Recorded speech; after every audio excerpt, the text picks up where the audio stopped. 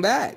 Today we're going to be going over sinning with kids. And in Exodus, chapter 22, verse 22, do not afflict any widow or fatherless child. Afflict definition of a problem or illness cause pain or suffering to affect or trouble.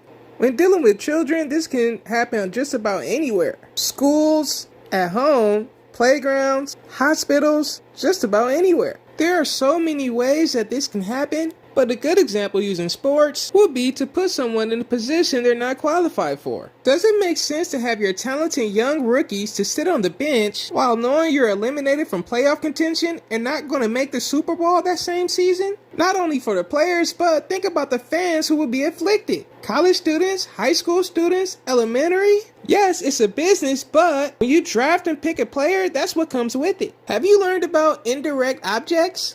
Mark Sears, as talented as he is, he's only listed at 5'11 and 185 pounds. His senior season, he only put up 18.6 points per game, while having his best scoring average the previous season. When is the last time you've seen Mark Sears dunk the ball? High school? Is he better than Ryan Rollins? Is size a factor?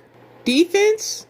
You have to be one out of 450 best players to play within the NBA and continually to do that. Remember, younger players are getting better and they're watching your game. Mark Sears went undrafted. So at that size, does it make sense to work super hard to get to the NBA? Or force your child to work hard to do it? Ask Mark Sears about his journey. Mark Christopher Sears. In Psalm 127 verse 3, look, children are an inheritance from, we have the name of God here, the fruit of the womb is the reward. How? In Proverbs chapter 13 verse 24, he who spares his rod hates his son, but he who loves him seeks him with discipline. How do you seek your son or children with discipline? Sports? Love? Hard work? Busyness? In chapter 22 verse 6, train up a child in the way he should go. Even when he is old, he turns not away from it. Not everyone's upbringing was like All-Star JR. I had Visa problems listening to your mama. I was listening to Jesus. She was dragging you to church. I was running with demons. I was bagging heavy work, standing at the store. A nigga. It's not about just looking good when you live in this way. If you're small and never made it into the NBA, or made it and didn't have a long enough career to